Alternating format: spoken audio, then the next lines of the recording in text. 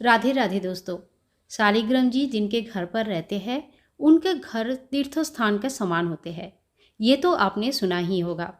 शालिग्राम जी स्वयंभू है और इनकी कोई प्रतिष्ठा नहीं होती है। जिस दिन भी घर पर आप लाएंगे उसी दिन से उनकी पूजा करना शुरू करें। शालिग्राम जी घर में रहते हैं तो डेली उनकी पूजन करना आवश्यक होता है।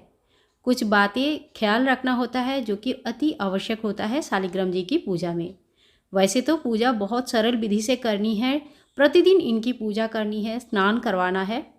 आज इस वीडियो में बहुत सारे महत्वपूर्ण बात हम जानेंगे, जैसे शालिग्राम जी की पूजा हमें कैसे करनी है, नित्य पूजा कैसे करें, और सबसे बड़ा जो क्वेश्चन होता है, क्या लेडीज़ भी उनकी पूजा कर सकते हैं। तो चलिए शुरू करते हैं आज की वीडियो। सबसे पहले नित्य पूजा का पद्धति हम देखते हैं। तो देखिए, एक पीला आसन हमने बिछाया और उसके ऊपर जो पात्र में हम शालिग्राम जी की स्नान करवाएंगे वो पात्र रखा। उसमें थोड़ी सी सफ़ेद तिल और एक तुलसी की पात्र जो पत्ते होते हैं वो अति अवश्य रखना चाहिए। अगर तुलसी के पत्ते बिल्कुल भी नहीं है तो तुलसी की सूखी हुई लकड़ी भी आप रख दें, पर तुलसी ज़रूर रखें। अब जो है सबसे प्रथम हम एक घी का या तिल का तेल का या जो भी दिया, जैसे भी आपके घर में प्रज्वलित होते हैं वो दिया आप प्रज्वलित जरूर कर ले। फिर अगर आपके पास शंख अगर है, शंख दक्षिणावर्ती होना चाहिए, और जो शंख आप बजाते हैं उस शंख से स्नान अभिषेक नहीं होता है, तो बजाने वाले शंख से कभी भी अभिषेक नहीं करना। भगवान श्री विष्णु के किसी भी नाम का मंत्र जपते हुए आप उनको स्नान करवा सकते हैं। ओम नमः शालिग्राम शिलाय नमः इस नाम का मंत्र जप कर सकते हैं। शालिग्राम जी का इस तरह से स्नान होने के बाद आप जो है इनके अंदर जो तिल वगैरह लगा हुआ है ये बड़े अच्छे से साफ़ कर ले, क्योंकि ये अगर अंदर रह जाता है तो बहुत ही ज़्यादा बाद में धीरे धीरे सड़ने लगते हैं, तो ये बिल्कुल ध्यान रखें। और अगर आपके पास चिकना गोल वाला शालिग्राम जी है तो कोई परेशानी है ही नहीं, उसमें अंदर कुछ जाने के चांसेस ही नहीं रहता है। बहुत लोग पूछते हैं कि मेरा शालिग्राम जी कहाँ से आए हैं। तो शालिग्राम जी की कृपा जो हुआ है वो हरिद्वार से हुए हैं। उस वक्त हम लोग देहरादून में नहीं रहते थे, मुंबई में रहते थे। हस्बैंड जो है देहरादून से हरिद्वार से इनको लेके आए थे, बल्कि ये हमारे घर पधारे थे, आए थे, हमारे ऊपर आशीर्वाद किए थे। शालिग्राम जी जब आप लेंगे तो इस तरह का जब आप लेना चाहेंगे तो इनके अंदर जो चक्र बना हुआ रहता है वो सारी चीज़ें आपको देख के लेना चाहिए। तो देखिए, इसको चक्र कहते हैं और इस तरह से अंदर चक्र लगा रहता है। स्नान के बाद मैं कर रही हूँ इत्र की मालिश। इत्र की मालिश बहुत ही ज़्यादा आवश्यक होता है शालिग्राम जी के पूजा अगर डेली आप इस बेसिस पे कर सकते हैं, ऐसे कर सकते हैं, तो घर में स्थायी लक्ष्मी की वसवास होते हैं। माता को इत्र सुगंधी बहुत ही प्रिय होते हैं, और जब शालिग्राम जी का आप ऐसे सेवा करते हैं तो स्थायी लक्ष्मी की वसवास होते हैं। देखिए, आपको ना इसके अंदर बहुत सारी चीज़ें दिखेंगे। आपको यहाँ पे शेषनाग भी दिख रहा होगा। देखिए, सामने से मैं कोशिश कर रही हूँ दिखाने के लिए, और यहाँ पे शेषनाग दिखते हैं, नीचे चक्र दिखते हैं, अंदर तो जैसे मुझे लगता है पूरे ब्रह्मांड दिखते हैं। तो बहुत ही रेयर होते हैं इस तरह का जो शालिग्राम होता है। आपके पास जैसे भी है, जो भी रूप में वो विराजमान है, उन्हीं का पूजा करें। शालिग्राम जी जो होते हैं घर में एक बार अगर आ जाते हैं तो उनकी विधिवत पूजा नियमित रूप से डेली करें। लेकिन लड़कियां भी इनकी पूजा कर सकते हैं।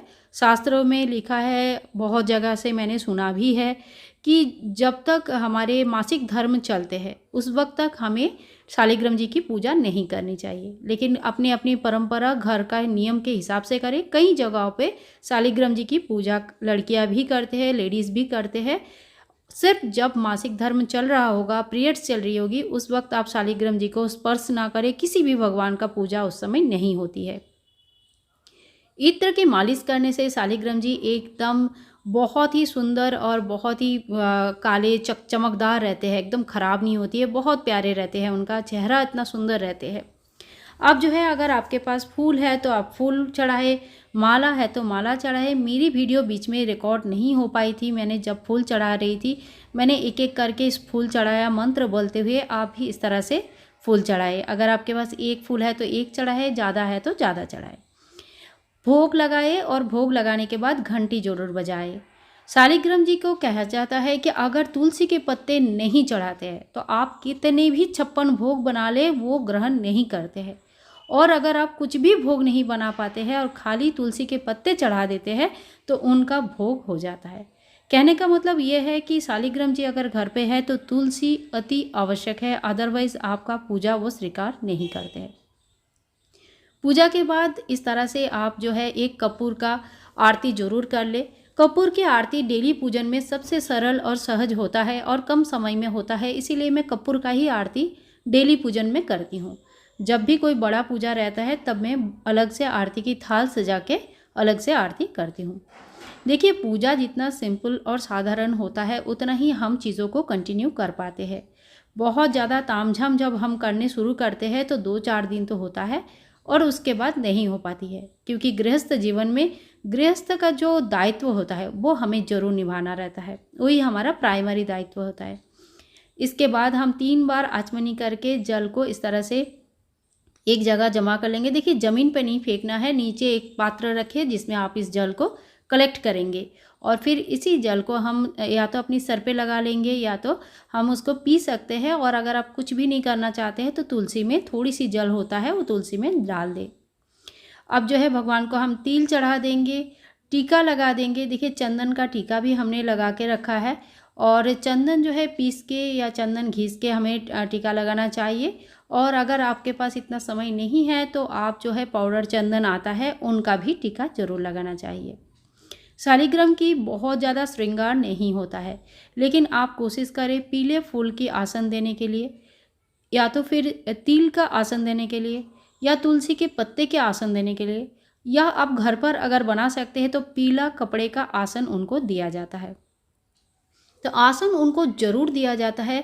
कहीं पे भी आप किसी छोटी सी पटले में भी बैठा रहे, कहीं पे भी बैठा रहे, आसन उनको जरूर लगाए। तो देखिए, इसी तरह से बहुत ही सरल उपाय से हम जो है शालिग्राम जी की पूजा घर पर कर सकते हैं। दोस्तों, वीडियो कैसे लगी ज़रूर बताना। अच्छा लगा है तो लाइक करें, शेयर करें, कमेंट करें और चैनल को सब्सक्राइब करके रखना बिल्कुल ना भूलें। तब तक के लिए सभी बंधु को राधे राधे।